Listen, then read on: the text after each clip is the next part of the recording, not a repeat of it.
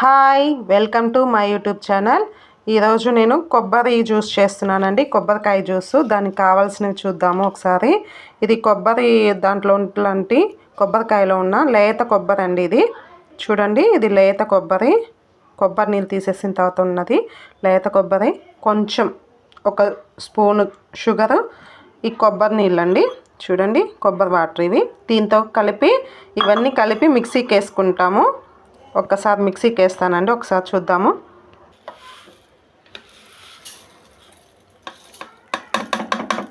చూడండి, ఇదంతా మిక్సీకి వేస్తున్నాను జ్యూస్ కోసము. చాలా హెల్దీ అండి, చాలా మంచిది పిల్లలకు కూడాను.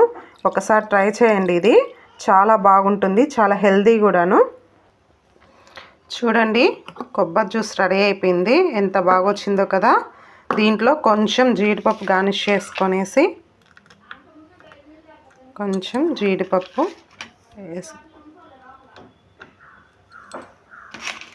వేసుకొని సర్వ్ చేసుకొని కొంచెం సేపు ఫ్రిడ్జ్లో కానీ పెట్టుకొనేసి తీసుకుంటే చాలా బాగుంటుందండి. చాలా చాలా చాలా బాగుంటుంది అండ్ హెల్తీ కూడా. చిన్నపిల్లలకి ఇప్పుడు ఎండాకాలం సమ్మర్ వస్తుంది కదండి, చిన్నపిల్లలకైతే చాలా మంచిది. పెద్దవాళ్ళకి కానీ చిన్నపిల్లలకు కానీ ఒక్కసారి ట్రై చేయండి. మీకు నచ్చితే సబ్స్క్రైబ్ చేసుకోండి. Thank you for watching.